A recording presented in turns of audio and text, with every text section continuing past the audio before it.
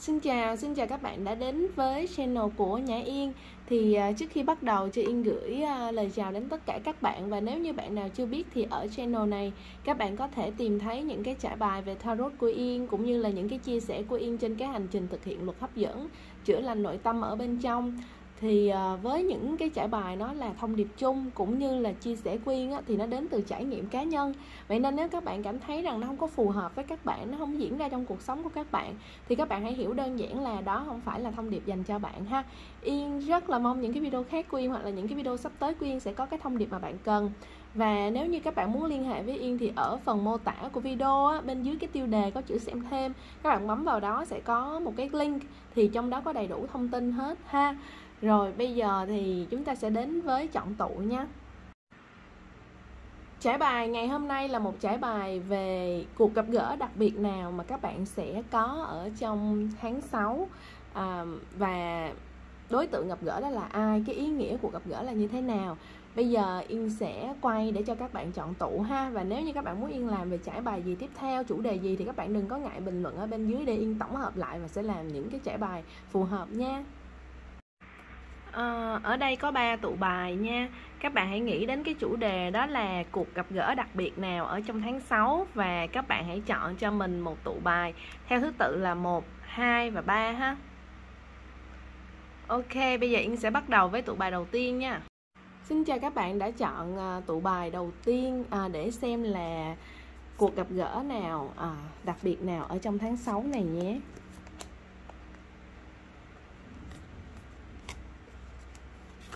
Các bạn hãy đón nhận thông điệp cởi mở nha, bởi vì đây là thông điệp chung.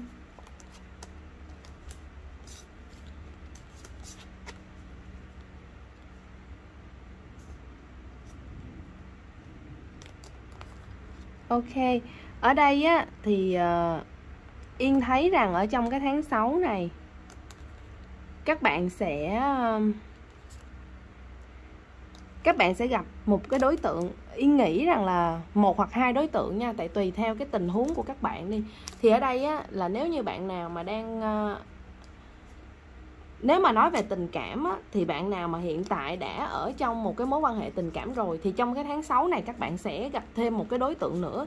Và cái đối tượng này họ đến để giúp cho các bạn đưa ra cái sự lựa chọn cho người đồng hành của mình ở trên cái hành trình tình cảm. Hoặc là nếu như về công việc thì trong cái tháng 6 này sẽ có một đối tượng xuất hiện, và cái cuộc gặp gỡ trong tháng 6 nó sẽ làm cho các bạn bắt đầu rơi vào cái trạng thái phân vân giữa việc lựa chọn người này hoặc người kia, đồng hành với người này hay đồng hành với người kia, hoặc là dự án này hợp tác hay là dự án kia. Thì sẽ có những cái sự phân vân lựa chọn, bởi vì các bạn đã đến cái bước ngoặt để mà đưa ra những cái quyết định dài hạn cho cuộc đời của mình. Đây giống như là cái chỗ mà để các bạn lựa chọn ngành học, hay là cái trường thi đại học, hay là cái đối tượng để mình kết hôn, mình đính hôn, hay là một cái công ty mà mình cần phải ký hợp đồng lâu dài đó. Thì các bạn có thể hình dung như vậy ha. Thì ở đây Yên thấy bước đầu tiên các bạn sẽ cảm thấy là áp lực. Tại vì khi mà chúng ta mới đầu chúng ta bị thu hút bởi một đối tượng nào đó, hoặc là khi chúng ta có nhiều cơ hội thì ngay đầu tiên thì chúng ta cũng sẽ cảm thấy thích thú. Nhưng mà rồi đến khi chúng ta phải đưa ra một sự lựa chọn thì cái lúc này chúng ta sẽ bị áp lực rất là nhiều. Và cái sự áp lực này nếu như mà các bạn vận dụng nó một cách tích cực thì đây chính là cái cơ hội để mà các bạn làm chủ cái hành trình các bạn. Bởi vì tại sao Yên gọi là cơ hội ha? Tại vì có những cái giai đoạn, nếu như mà các bạn trải qua nhiều, Yên tin chắc rằng chúng ta sẽ cảm nhận được cái điều này. Có những cái giai đoạn chúng ta rất muốn lựa chọn để thay đổi, để đi một con đường khác, nhưng mà cái lúc đó không có thấy cơ hội gì hết, không có một cái tín hiệu gì để mà cho chúng ta được lựa chọn, và chúng ta cứ phải tiếp tục trên cái hành trình mà mình đang làm cho đến khi mình gặp một cái cơ hội, một tín hiệu nào đó. Và đôi khi cái lúc đó kể cả là mình có muốn bứng ra, mình muốn nhảy ra cho một cái đối tượng khác hoặc là một công ty khác chẳng hạn, thì chúng ta sẽ bắt đầu sợ hãi và hoang mang rất là nhiều. Thì cái lần này nè, cơ hội được đưa tới sẵn luôn, giống như là người ta bày lên cho các bạn 2 món ăn để cho các bạn lựa chọn, nhưng mà chỉ được ăn 1 món thôi. Đó, thì cái khó nó nằm ở chỗ này. Thì ở đây Yên thấy là cái cuộc gặp gỡ trong tháng 6 này sẽ giúp cho các bạn lựa chọn một cách đúng đắn. Và để mà các bạn đưa ra cái lựa chọn đúng đắn thì là các bạn phải tin vào cái hành trình của mình, cái trực giác của bản thân các bạn. Các bạn đừng tự tạo cho mình những cái áp lực mà nó dựa trên về riêng chỉ vật chất không, riêng chỉ những cái mà chúng ta chỉ nhìn thấy bên ngoài không. Cái cốt lõi để mà các bạn đi được lâu dài á, đó chính là cái cảm xúc ở bên trong. Đây, cái hình ảnh này đi, để Yên sẽ lấy cái ví dụ này để Yên nói với các bạn, để các bạn hiểu cái thông điệp hơn nha. Giống như cái hình ảnh này thì chúng ta thấy là hai cái nhân vật này là họ đang đi mua nhà. Thì các bạn cứ hình dung rằng ở đây nha, nếu mà mua nhà thì đầu tiên là mình phải thích cái ngôi nhà đó cái đã. Thì nó vẫn đến từ cái cảm xúc ha. Rồi sau đó mình sẽ bắt đầu là mình phân tích coi là cái sự phát triển, gia tăng lợi nhuận, hay là ở cái ngôi nhà đó mình có thích hay không, cái khả năng sửa chữa mình đến đâu, hay là mình có đủ khả năng chi trả hay là trả cái khoản vay cho cái căn nhà này không. Rồi kể cả mình có đủ tiền để trả hết luôn thì vẫn quay trở lại là mình ở có thoải mái hay không, mình có thích thú hay không. Rồi cái người bạn đồng hành với mình họ có đồng ý với mình hay không. Nếu như một người đồng ý, người kia họ không thích thì cái cuộc sống lâu dài ở cái ngôi nhà này nó sẽ đem lại rất là nhiều những cái sự áp lực. Vậy thì cốt lõi ở đây dù các bạn có phân tích về thu nhập, về lợi nhuận, hay là về giá trị địa vị của cái người mà các bạn đang hợp tác, hay là các bạn là người yêu các bạn thì nó chỉ nên là một cái yếu tố để mình cân nhắc thôi. Cái yếu tố dài hạn là cái cảm xúc các bạn, để mà các bạn có thể đi lâu dài trên một cái hành trình. Ở đây giống như Yên nói, đây là một cái lựa chọn để các bạn đi một hành trình dài hơi. Thì khi một cái hành trình dài hơi chắc chắn luôn, nó không thể nào là những sự êm đẹp, mà nó sẽ phải có những cái lúc mà gặp gềnh, áp lực, khó khăn. Giống như các bạn nhìn thấy một cái hình ảnh mệt nhoài, thì cái lúc mà mệt nhoài này chỉ có cái cảm xúc đồng cảm nè, yêu thích và cảm thấy cái người đồng hành với mình là họ xứng đáng để mà có được cái sự mệt nhoài này của mình. Vậy thì các bạn cần phải tin vào cái cảm xúc của các bạn. Thay vì cái lúc này khi các bạn đưa ra lựa chọn có thể nó rất là hoang mang, rất là phân vân, và các bạn có thể tìm đến bởi nhiều những cái người cố vấn như là bạn bè, người thân, nhưng mà họ không phải là các bạn, họ không có trải qua và họ không có những cái cảm xúc như chính các bạn ở trong cái mối quan hệ đó, hay là như chính các bạn cảm nhận về cái công việc hay cái ngành nghề mà các bạn đang phân vân.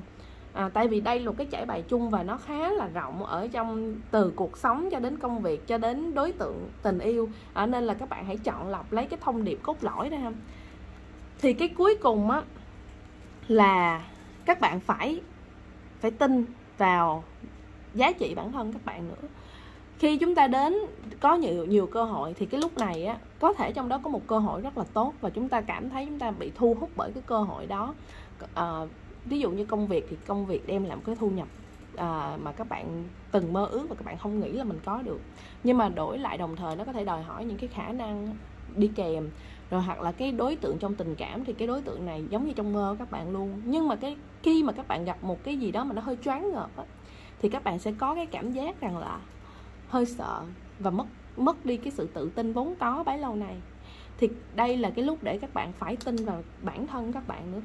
Tin trực giác của các bạn là một, tin vào giá trị của các bạn là hai. Khi các bạn tin vào cái giá trị các bạn thì các bạn sẽ không bị phụ thuộc vào bất cứ cái đối tượng nào ở đây. Tại vì các bạn là chính các bạn và các bạn phải có những cái giá trị tỏa ra thì những đối tượng này hay là những đối tác này họ mới muốn hợp tác với các bạn, hoặc họ mới muốn đi lâu dài với các bạn. Vậy nên các bạn, khi mà các bạn tin vào giá trị của bản thân các bạn thì các bạn biết rằng là không cần có những người này, không cần có những sự gặp gỡ này thì các bạn cũng vẫn sẽ luôn có cơ hội và thu hút được những sự gặp gỡ khác, những người đồng hành khác. thì ngay chỗ này các bạn sẽ thoát ra được khỏi cái trạng thái phụ thuộc, tức là không cần phải có người đó mình mới vui, không cần phải có công việc đó mình mới sống nổi. Mình luôn luôn tự do tự tại trong cái hành trình của mình, và cơ hội nào đến thì mình lựa chọn cơ hội đó bởi vì mình xứng đáng. Không phải là thiếu cái cơ hội đó thì mình sẽ chết, hay là thiếu cái người đó thì mình sẽ không sống nổi.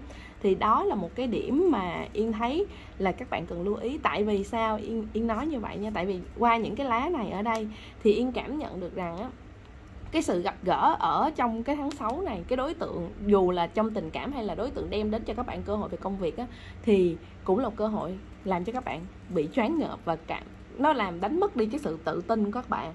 Và các bạn có thể cảm thấy mình hơi yếu thế hơn so với cái người này. Nhưng mà các bạn cần phải chấn chỉnh lại ngay, cho dù cái vị trí của các bạn như thế nào, khả năng các bạn đến đâu.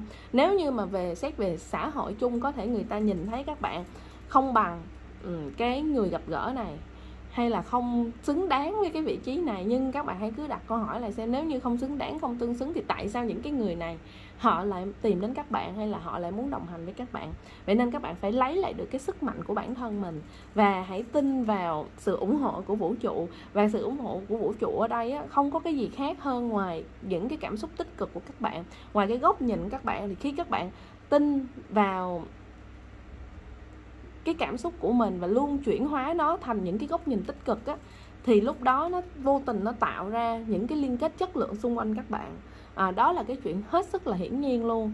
Và nếu như các bạn có một đấng tín ngưỡng nào đó để các bạn tin tưởng thì hãy dốc hết lòng tin của mình. Và tại vì sao các bạn biết không? Bởi vì cái năng lượng của việc chuyên tâm và cầu nguyện hay tin tưởng vào một điều gì đó, nó sẽ làm cho các bạn nâng được cái tần số rung động rất là cao, và các bạn sẽ dễ dàng thu hút được những cái điều mà các bạn mong muốn. Giống như là mình sẽ có cái cảm giác rằng yên tâm là mình không có cô đơn, mình luôn có những người hỗ trợ mình luôn có vũ trụ đứng đằng sau lưng mình, một cái hậu thuẫn rất là lớn. Thì lúc đó mình sẽ có được giống như đó là một cái chất liệu, một cái phương tiện để mình tạo nên cái niềm tin cho chính bản thân của mình. Ok, đó là cái thông điệp ở đây dành cho những cái bạn đã chọn tụ bài này. Hy vọng rằng các bạn sẽ đưa ra được cái lựa chọn phù hợp trên cái hành trình các bạn.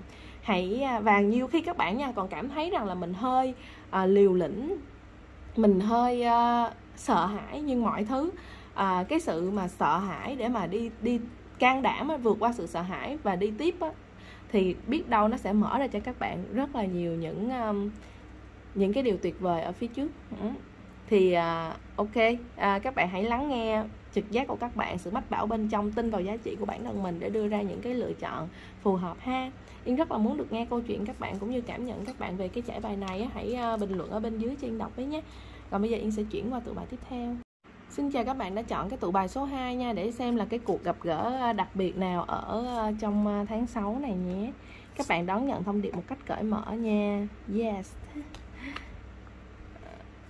Nếu các bạn muốn Yên làm về trải bài gì thì đừng có ngại bình luận ở bên dưới nhé.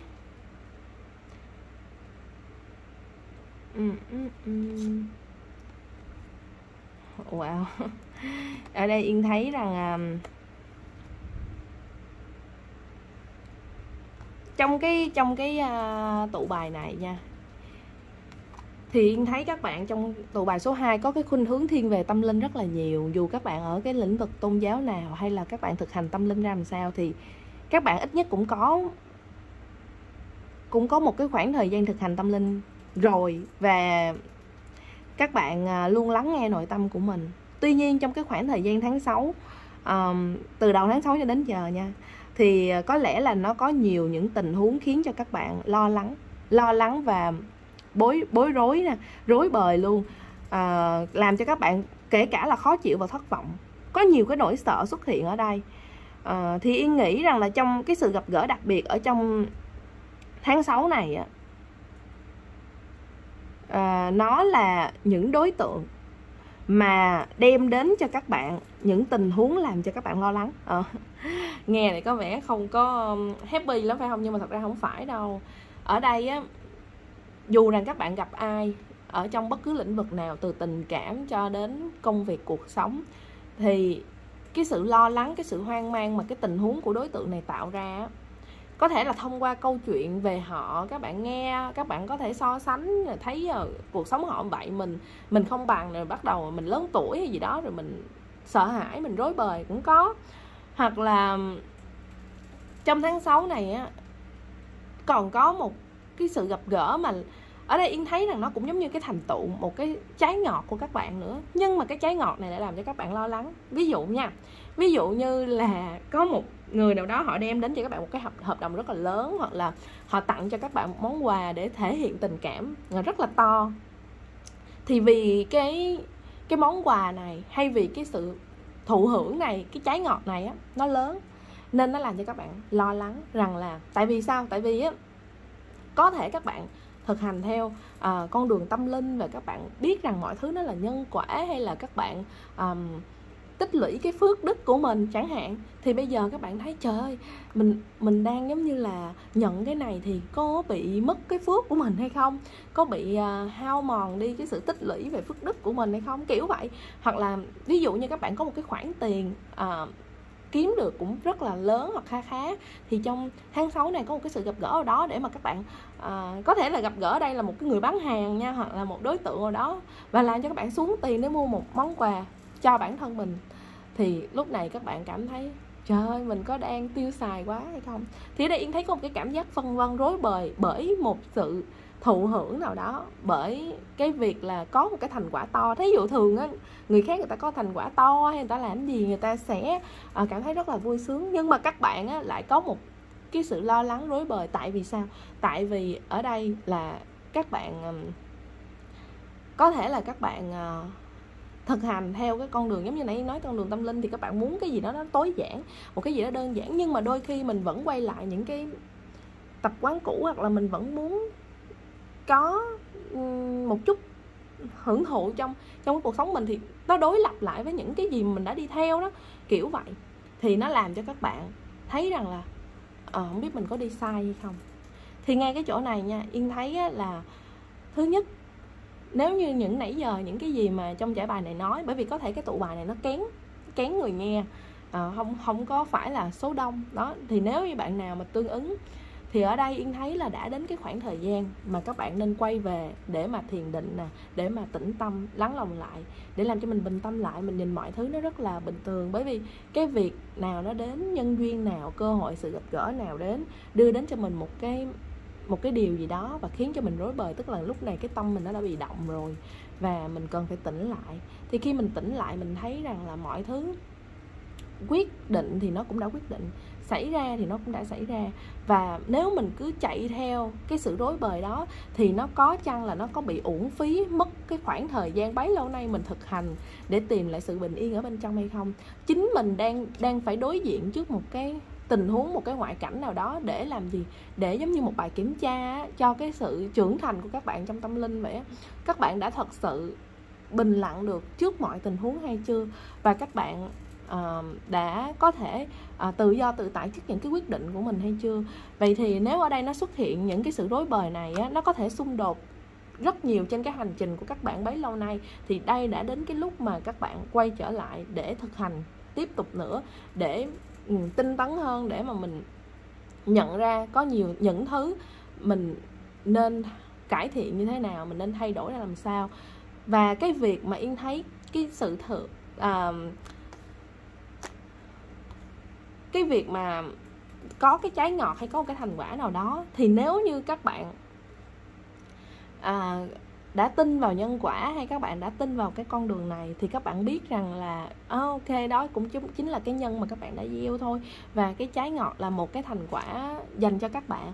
Nên ok, có thể là mình cảm thấy hơi hoang mang bởi vì nó khá là lớn với mình, hay là cái cơ hội này nó quá là to với mình, và mình hơi sợ, hay cái món quà này chẳng hạn, hay cái người đó quá tốt với mình, thì mình cũng hãy tin rằng là bởi vì đó là những cái gì mình đã gieo trồng. Nhưng mà đừng để cho mình sinh ra cái sự ngạo mạn là được rồi. Và sau đó thì mình lại tiếp tục gieo trồng những cái nhân tốt nữa, để mà cái trái nó lại tiếp tục được đơm hoa kết trái, sai quả. Vậy thì ở đây Yên thấy là trong cái tháng 6 này sẽ có một đối tượng đến, và Yên nghĩ rằng cái đối tượng này giống như là một bài kiểm tra dành cho sự trưởng thành các bạn trên cái hành trình mà các bạn đã tin tưởng đi theo. Vậy thì ở đây các bạn cần phải tỉnh lại rất là nhiều và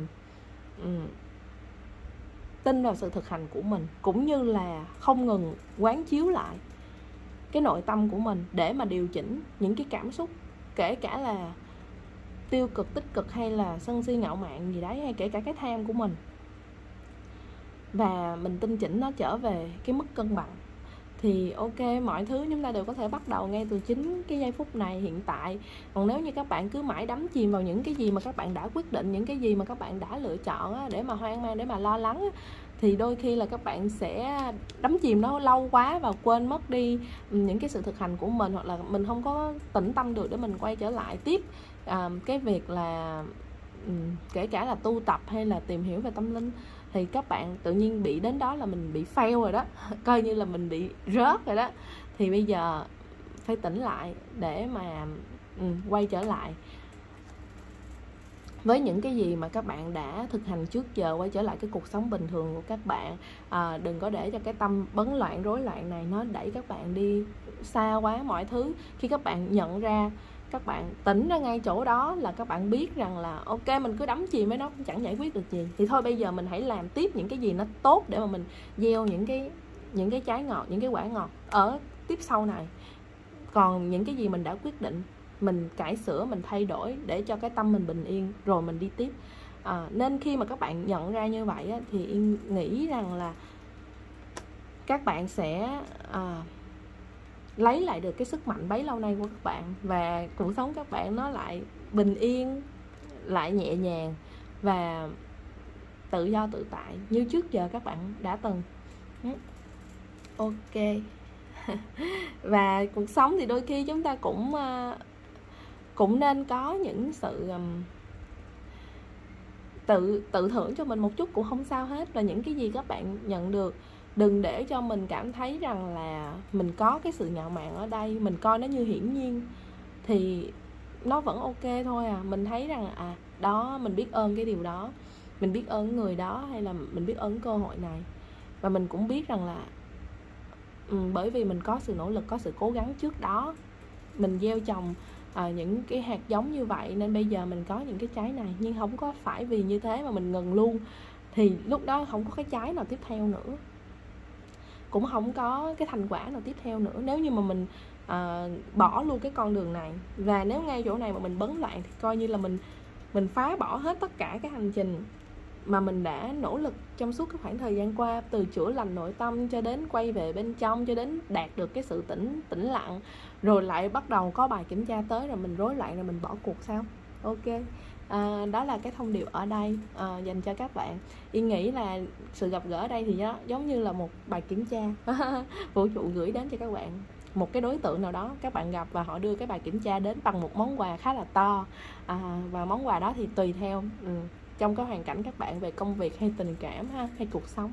Rồi Yên rất là muốn được nghe câu chuyện các bạn, thật sự rất là muốn được nghe về cái hành trình của các bạn, đã thực hành như thế nào, đã có những cái chuyển biến bên trong nội tâm ra làm sao. Biết đâu những cái chia sẻ các bạn có thể giúp ích được cho những người cũng đang trên con đường thực hành tâm linh này, và cũng tăng trưởng được những trí tuệ hay sự hiểu biết của mình qua chia sẻ các bạn thì sao. Chúng ta sẽ luôn là những người học hỏi lẫn nhau mà ha. Rồi bây giờ Yên sẽ chuyển qua tựa bài tiếp theo nha. Xin chào các bạn đã chọn tựa bài số 3 này nha, để xem là cuộc gặp gỡ đặc biệt nào ở trong tháng 6. Các bạn hãy đón nhận thông điệp cởi mở ha, tại vì đây là một thông điệp chung. Trời ơi, sao cái tụ này giống y như là ok. Ở đây cái tụ bài này thì Yên thấy là như thế này nha. Nó cũng không có phải là tương thích với số đông ha, nó sẽ có cái trường hợp khá là cụ thể. Và Yên nghĩ rằng trong cái sự gặp gỡ trong tháng 6 này, đó là một cái đối tượng cũ, một cái đối tượng cũ và kể cả một đối tượng mới luôn. Thì những bạn mà chọn tụ này tương ứng là sao? Là các bạn có một cái mối tình cũ nào đó và các bạn vẫn chưa có quên được. Chưa quên được, nhưng mà các bạn đang có cơ hội gặp gỡ một đối tượng mới để mà các bạn mở lòng mình ra cho cái đối tượng mới này. Thì khi mà các bạn đã chia tay một khoảng thời gian và các bạn nghĩ rằng nha, nghĩ rằng thôi, nhưng mà thật ra Yên thấy trong trải bài này thì ẩn đằng sau á, các bạn vẫn chưa thật sự quên, nhưng mà cái suy nghĩ các bạn nghĩ rằng mình đã ổn rồi, mình đã chữa lành được rồi, mình đã vượt qua rồi, thì bắt đầu lúc này vũ trụ gửi đến cho các bạn một bài kiểm tra. Cái bài kiểm tra này là các bạn có gặp gỡ một người rất là quyến rũ, một cái người mà làm cho các bạn cảm thấy là các bạn muốn được mở lòng, muốn được yêu thương, muốn được rung động, và cho chính bản thân mình một cái cơ hội, cũng như cái người này một cơ hội để mà tiến đến với nhau. Thì ngay cái lúc này nè, lại vũ trụ gửi đến cho các bạn cái gì? Sự gặp gỡ của một đối tượng cũ, cái đối tượng mà các bạn nghĩ rằng các bạn đã quên đó. Thì ở đây Yến thấy là có cái sự nói chuyện, gặp gỡ, nó bị cùng một lúc, để làm gì? Để mà các bạn nhận ra rằng là mình đã thật sự sẵn sàng hay chưa. Và Yên thấy là thật sự nếu mà tương ứng nha, thì ở đây các bạn là gọi là rất được vũ trụ ưu ái luôn. Nếu như mà ai mà không nhìn thấy ra điều này thì sẽ thấy là trời ơi, tự nhiên là đã muốn bước đi rồi, bây giờ lại đưa cái người cũ quay trở lại nữa, thì có phải là làm khổ mình quá hay không? Không nha.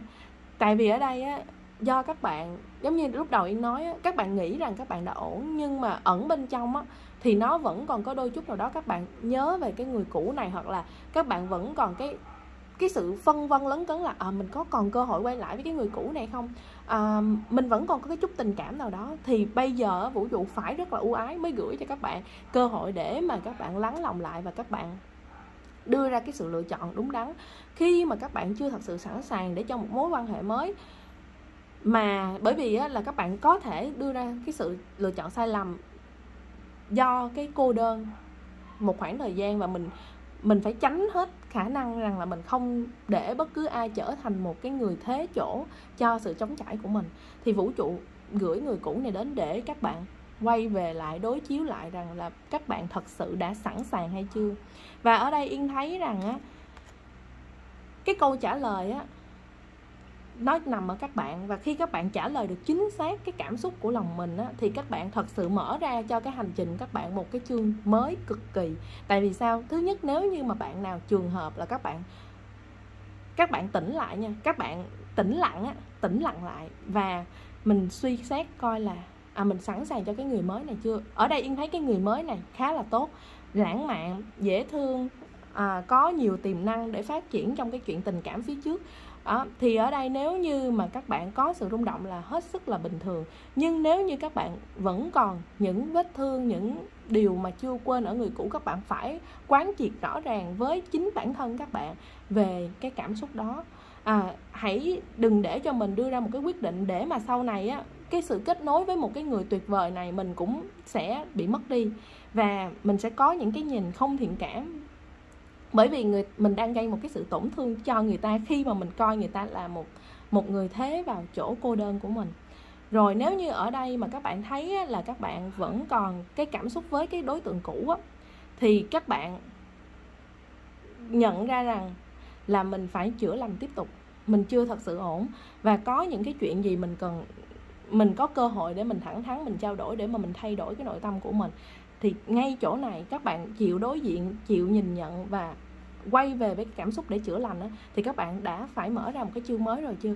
Bởi vì các bạn dám nhìn nhận và đối diện với nó, thì lúc đó mọi thứ nó sẽ rất là nhẹ nhàng. Và khi mà các bạn làm như vậy á, mọi thứ nhẹ nhàng rồi á, thì cũng là lúc mà cái cánh cửa này nó mở ra thật sự. Bởi vì các bạn đã thật sự sẵn sàng để mà đi tiếp trên cái hành trình mới các bạn. Nó không còn cái gì lấn cấn nữa. Vậy nên cái câu trả lời ở đây hay cái cách thức để mà thực hiện ở đây á, là hoàn toàn là do các bạn. Và nó đòi hỏi rất nhiều từ cái việc là chân thật với chính bản thân của mình, lắng nghe những cái cảm xúc của mình và đối diện với nó, dám thẳng thắn nói ra những cái suy nghĩ của mình và sử dụng những cái cơ hội gặp gỡ cần thiết để mà giải quyết hết tất cả những mâu thuẫn bên trong nội tâm. Thì chính cái lúc này các bạn đã mở ra cho các bạn một cái chương mới. Và Yên tin chắc khi các bạn lắng nghe bản thân các bạn và các bạn rõ ràng trong cái cảm xúc của mình để đưa ra những quyết định thật sự đúng đắn á, thì cái chương này chắc chắn là nó phải hạnh phúc và nó phải nhiều niềm vui mà thôi. Ok, đó là cái thông điệp ở đây dành cho những cái bạn đã chọn tụ bài này. Thì Yên thấy nó chỉ gói gọn như vậy nên có thể cái thông điệp nó sẽ dừng ở đây rồi ha. Yên chúc cho các bạn sẽ có những cái trải nghiệm thật sự là tuyệt vời trong việc gặp gỡ người cũ và người mới này. Đối với mọi người thì người ta sẽ thấy rằng là trời ơi khá là bi hài, không biết nên vui hay nên buồn, nhưng mà ở đây là nên vui nha. Tại vì không mấy ai có cái cơ hội để được soi lại cái nội tâm của mình, cái tình cảm chân thật của mình đâu, nên hãy tận dụng nha. Yên rất là muốn được nghe câu chuyện các bạn cũng như cảm nhận các bạn về trải bài này. Hãy bình luận bên dưới nhé, và rất cảm ơn các bạn đã xem. Còn bây giờ thì chào tạm biệt, hẹn gặp lại nhé, bye bye.